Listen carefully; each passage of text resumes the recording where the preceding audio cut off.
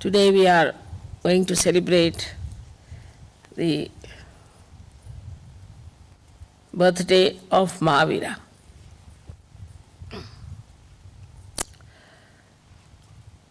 Mahavira is the incarnation of Bhairava,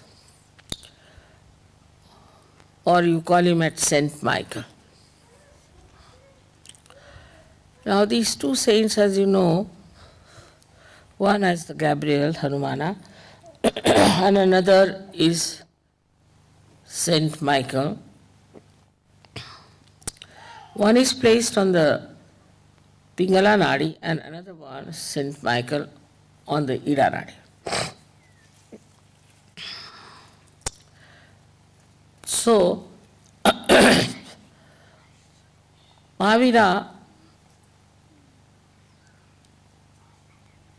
had to go through lots of search. Of course, he was a angel, but came as human being. And he had to find out the thing of the left side and how the left side acts. It's a very complicated thing, left side. It's much more complicated than right side.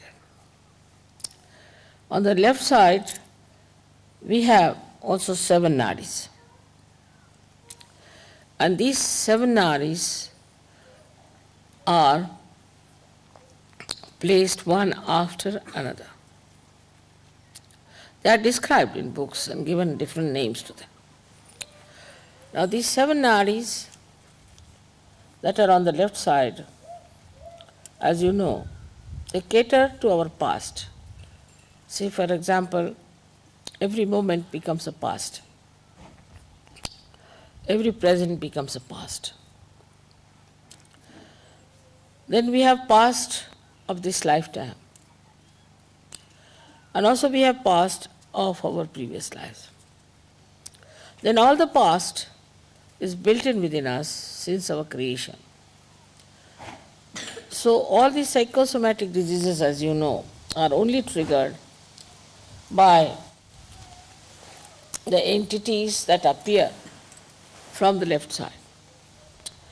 For a person, supposing he is suffering, say, from liver trouble, and suddenly he is attacked from the left side, especially Muladhara, or any left side, left navi. Because Muladhara is the only one that is connected with the left side, Ida Nadi, and the right side, Pingala Nadi, is connected to Swadhisthana. So the problems of Muladhara are really beyond the reach of human beings. And when it is attacked, any one of these chakras on the left-hand side, then psychosomatic diseases occur into human beings. As I have told you many times, now this is the center, this is another center, left and right. They are on top of each other. Using the right side too much goes up to a point and suddenly something happens on the left, triggers. So all diseases, say even diabetes, is due to the psychosomatic effect. A person who is very hard-working, thinks too much, very right-sided, suddenly something happens, maybe also he might inherit that diabetes because of the past, and it triggers, and you get this psychosomatic problem. Now this psychosomatic problem is only cured if you know what's the problem of the left side is. So Mahavira went quite deep onto the left side. Why I said it's difficult, the left side, is because when you start moving on the left side, the movement becomes linear, of course, but it moves downward. While the movement on the right side moves upward. So the movement goes down like that, and then it coils up, forms coils, and you go on moving with it, so you are lost in the coil. But the other one moves upward and the coils are not so many, and because it is upward, it's easy to get out of. So those people who go to the left, by any chance, by thinking too much about their past, crying about themselves and always complaining, are more difficult than the people on the right side. But the right side people are troublesome to others, while the left side people are troublesome to themselves. That's how this left side was to be found out properly, was done by Mahavira. Of course, he knew also, I think, all about it. So he has mentioned practically in details lots of things that can happen to a person who goes to the left side. He gave the idea of hell. He also described 7 types of hell. I mean, it's so horrible that I don't want to tell you what is hell is. It's horrifyingly cruel, horrifyingly joyless, and horrifyingly so repulsive that you hate yourself when you understand you have committed this mistake, you have committed this path, this sin, and then what is the result? What you get, the punishment part. Mahavira worked it out, everything. He has given in all details what sort of punishment is due to a human being who tries to be left-sided. Also he has given about the person who is right-sided, but not to that extent, because he had to deal with the combination, but mostly with the left side.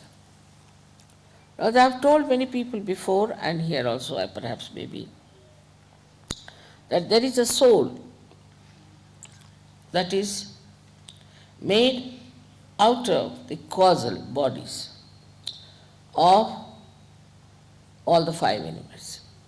The causal, say for example, of the earth is fragrance. So this soul, which is made of the 5 causal bodies and your centers, plus we can say also it has got the control over the parasympathetic.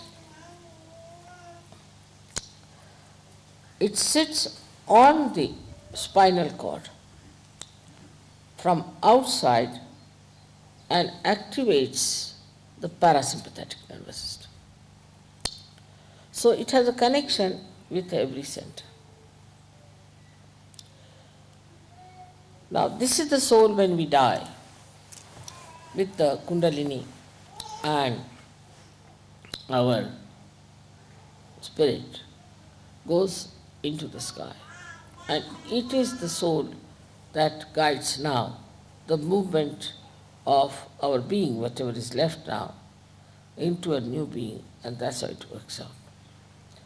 So everything that we have done so far is recorded in that soul.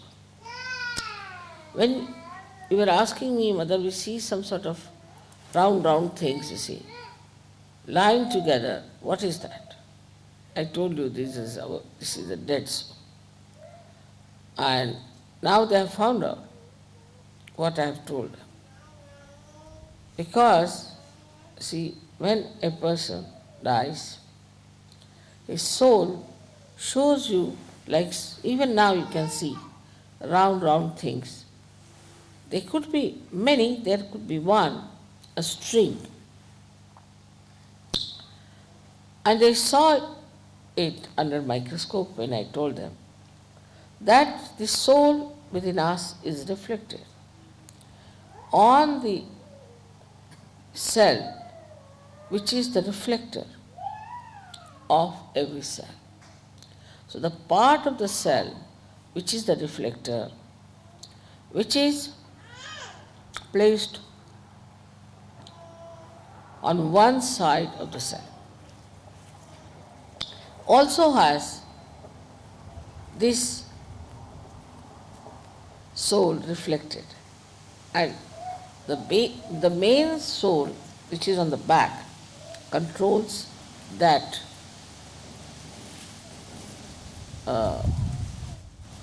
reflected soul which looks after every cell.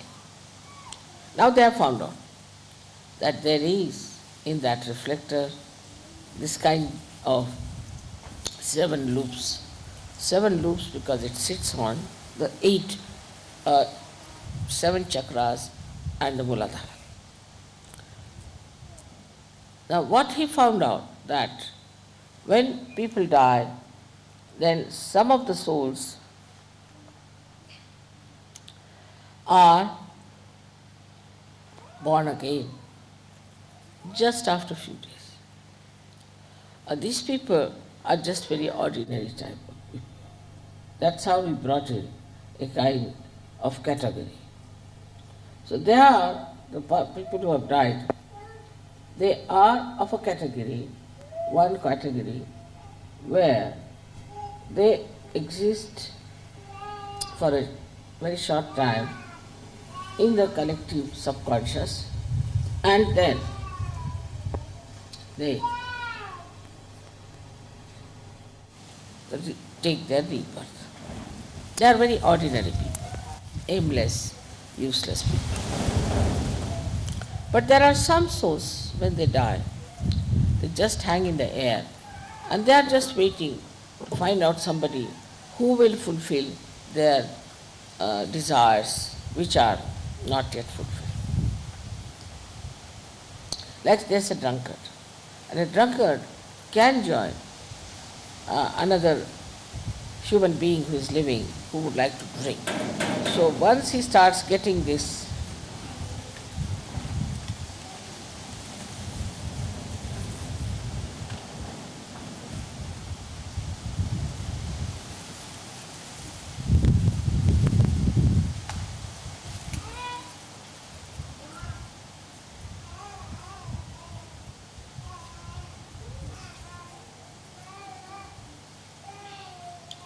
So once it starts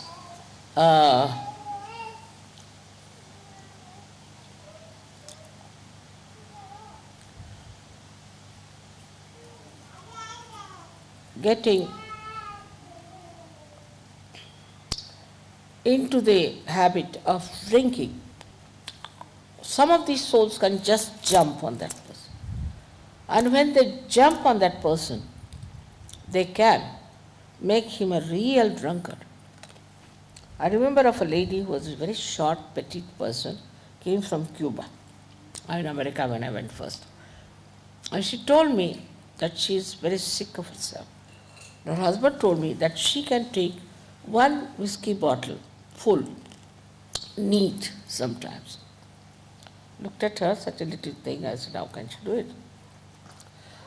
So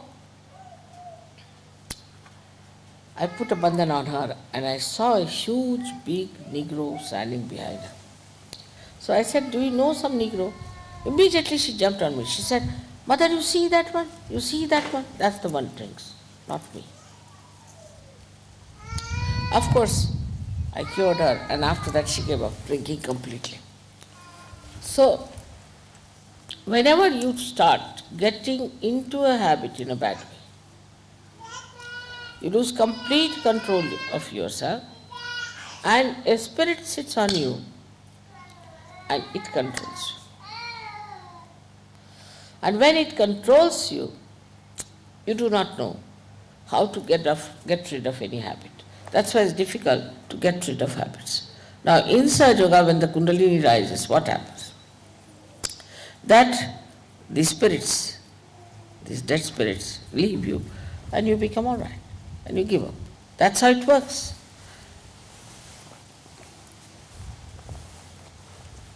I would say that all this Mahavira did not tell, nor did he find out all these things, because he was not a scientist, I think, or I don't know why.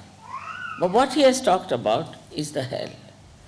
And he has said that if you do this kind of a thing in your lifetime, then what kind of a hell you will get. And he has described the hell in a very, I should say, openly and in a very detailed manner. And it's really horrible to know that a human being who thinks no end of himself ultimately will get to that kind of a hell, and some are permanently doomed to be there. But as incarnations take birth, also these devils, some of them who are completely doomed to live in hell, also take their birth. And when they take their birth, they try to trouble us. And they can take birth as you know, as our gurus and things and everything is happening now. You find it how these people are taking their birth and how they are misleading us.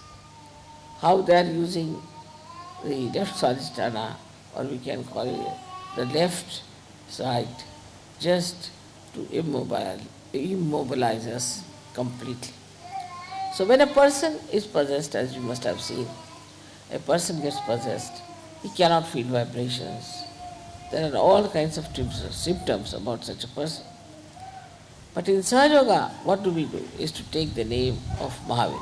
Because Mahavira runs all the way on the Idanadi and comes and stays here unto the, we can say, the point which is for our superior.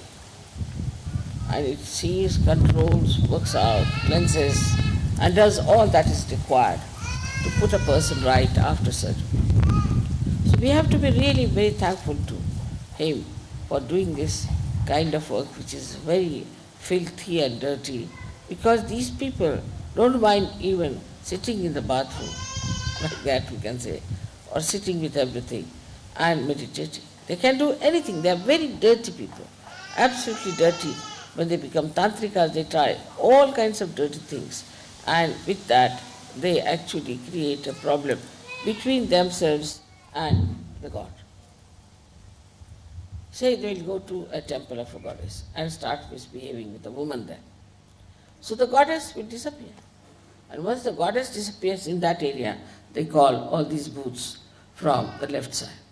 So now we have all these souls which are lying, hanging in the air, trying to come back to a conscious thing and to possess someone. Plus we have these masters of the left side who know how to catch hold of these people and put them on somebody, or to remove from them someone and to put somebody else. So it's a continuous process, and this makes a person absolutely mad and good for nothing. Now when we know all this, still we get caught up on the left side. So we do get caught up. That's why I think this Mahavir Jayanti is a very, very great thing for us to observe. Now why was he called Mahavira? Because only a person like him, Veera means a person who is brave, who is chivalrous. Because only he could do this. So only he could enter into the being fully and could kill, or we can say destroy, those horrible rakshasas, devils, all these negative things that come to us. Now, as you know, we use left side very much for so many negativity that is torturing us. But if there is no help, save from Mahavira, we cannot do it. We call the name of Mahavira, we could call him Saint Michael, we can call him by any name, but Mahavira because he was a human being. All this works out because of him. And he is such a great identity. He himself took a birth as a human being, difficult for saints to take birth as human beings. Moreover, you see whole concept of hell and all that is described in any scripture is a fact. It exists. And if you try to go in there, you see, when I try to go there and to find out, I just go off to sleep sort of thing. In my sleep I find out all the things that are happening about person, how much he's got up, what he's done. It's not an easy thing to do with the conscious mind. You have to take to the subconscious and you have to go into sushupti, in a deeper sleep, to see what's happening in the left side. It's a very funny situation, I think. And for Sahaja Yogis also to enter in it, I would not advise. But one should get rid of the problems of the left side with the help of Mahavira. When this chakra is caught up, what you find is a big lump of bone coming out on the right side. So you have to take the name of Mahavira just to remove that pressure from the left side. Now many people do not even know why they suffer. Why should they suffer when they have done nothing wrong? Because they are possessed. Now even the viruses and all these things like psychosomatic troubles like cancer, all I would say, the incurable diseases are there because we are triggered into the left side. That's why we are suffering from these diseases which are not curable.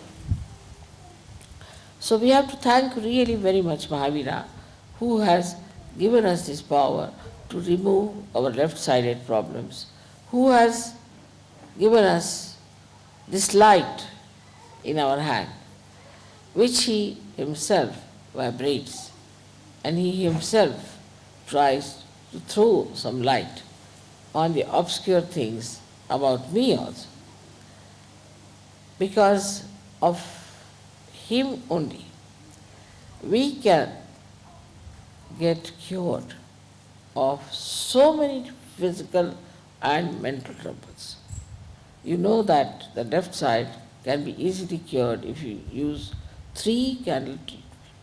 That shows Mahavira is only fond of light. He doesn't like darkness.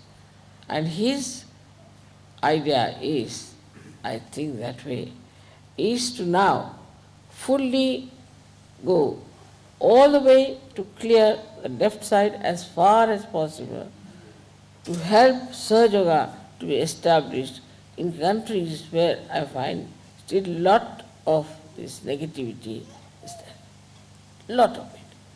So he is working it out everywhere. And the psychosomatic diseases and all these diseases also we can work it out with candle light and all that. With 3 candles we can do this trick. So we have to be very thankful to him that he has achieved this kind of entry into the left side and has found out for us what sort of problems exist on the left side. It's such a nice thing that we have got today the chance to celebrate his birthday here in a place which is really very much loved by him. Now you may say that Mahavira is sometimes seen as a person who is naked. So it happened that he had gone in a jungle to meditate and to find out about the left side. And when he got up, you see, he got caught up in one of the bushes. And he had to torn off half part of that. When that half part was torn off, then he came out of those bushes and he was all right. But at the same time, Shri Krishna appeared there on the scene as a little boy from a village. And he said that I am a poor man. This little boy said, I am a poor person, I have nothing with me. You are a king, you can always get your clothes. Why don't you give me this half cloth that you have? And they say so that it was given to this boy and who ran away. He was nobody else but Shri Vishnu. And this, you see, Vishnu took away that cloth, and hardly for about 2 seconds or 3 seconds, because he was a king, you see. And he hid himself with leaves and went to his palace and got dressed. But imagine the people, how negative they are. They just walk without clothes. Jainis, they have, you see, all kinds of taboos against all the worms, everything. It's said, these people have started, that if you do not respect these little animals, like you can say even serpent or any animal which is troublesome and bad, but is a human, is a living thing, so is to be preserved. Now these Jains are mad. I told you that they have gone to such a limit of vegetarianism that they try to save even the bugs, put the bugs in a hut. And the hut has got a Brahmin there. Now these bugs suck the blood of this Brahmin. And once the Brahmin is completely, I should say, sucked in by these bugs, they fall on the ground. Then they allow the Brahmin to come out and they give him a lot of dakshina, means they give him money as a reward for helping the bugs to suck his blood. This kind of vegetarianism is there. Beware of vegetarians. You see, even Hitler was a vegetarian. So you can imagine what sort of a vegetarianism it is. All these fads of vegetarianism and all that are not at all required. And that's what Mahavira showed in his life, that it is not at all important to bother about food, what issue. See, the whole theory of this vegetarianism has gone to such a nonsensical limits that I have told people that we should give up vegetarianism completely. Now also see the juxtaposition of what he wanted to do. If you do not eat proteins, you cannot fight booths. A person who has booths in him must eat a lot of proteins, not carbohydrates, but proteins, so that it can fight those left-sided enemies. But here it is, they have to be vegetarians. Now imagine there are left-sided enemies within them and they want to be vegetarians. Finished.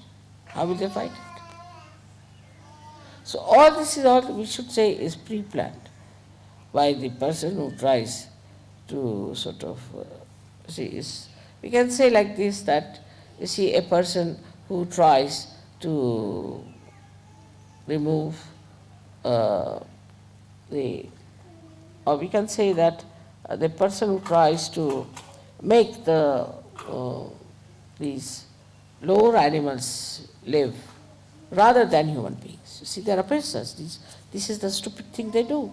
Must know that I cannot give realization to these worms and to these fishes or even to chickens.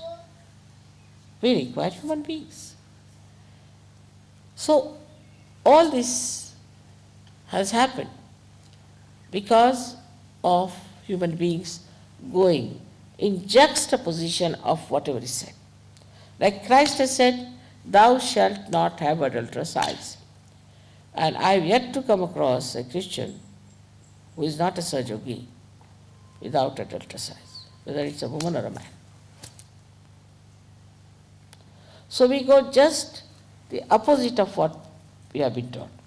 In the case of same thing happened, that Mahavira, what he tried to do was absolutely killed by these people who are trying to make this vegetarianism as a big religion.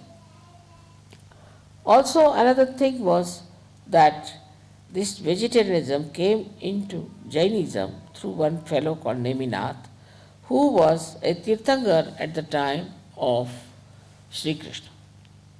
He was to be married. In those days they were married, not only but they were eating all kinds of meats. And so many lambs and goats came for the wedding of this man. So he felt that Uparati, we call it, he didn't like, he was disgusted, he was frustrated with that. With that frustration, what did he do? He said, I will not eat meat. And that's how vegetarianism started among Jainis. And that's how it's still going on. And these Jainis, I find, are the joyless people, absolutely joyless. They are so much fond of money, they run after the money, and they go on behaving in such a peculiar way that you can't understand. I mean, they are human beings, but the way they behave, you cannot understand them. They are not normal people. So we realize that despite all that Mahavira worked out, still the people are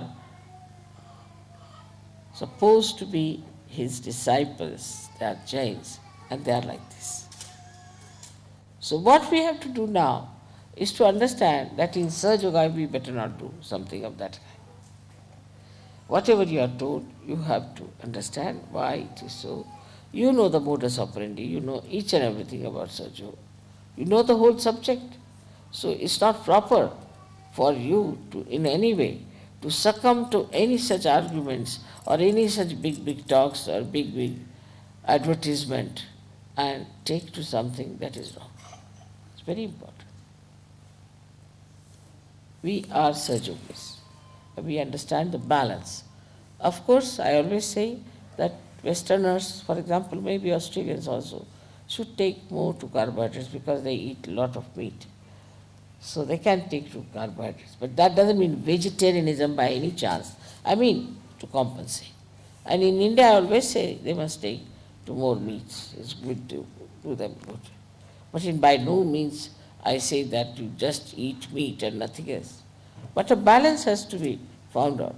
And once you strike it, then you'll be surprised that you feel so relaxed, so much better, so much enlightened, and the vibrations will flow much better than normal. So for food, you have to be careful. Same about with clothes, that you shouldn't go mad after a suit all the time, whether it's hot or cold or indifferent. What you have to do is to wear something that will suit you. Now, for example, in a climate like this, you may require a suit or something to cover yourself. But supposing you are in Ganpatipure, some place like that, where it's not so cold, not so hot, maybe it's dry. So what sort of a dress you should wear which is comfortable, that should be found out. And whatever you find out, that this is such a comfortable dress for us, you better do it. Because what I have seen, many, you see, it's a thing that whenever I tell you something, don't take it to the extremes and don't take a little bit of it. But when I tell you this thing, you must understand that whatever is good for you, whatever is your temperament, whatever is aptitude, you have to take something that will nourish that will improve you and give you a balance. So to balance yourself, if you think of Mahavira, you must think also of Shri Hanuman. Both these things are important. It's not easy to tell all about Mahavira in this short lecture, but I think I have quite connected him now with Serge, and you must have seen to it that how important he is and what an important role he plays. So may God bless you. This thinking about Mahavira, it's impossible to keep it to the conscious mind. It's just going into the left all the time. Because I just in the car thought I better think about Mahavira. And since then it's all going towards the left. It's so difficult. But it will work out.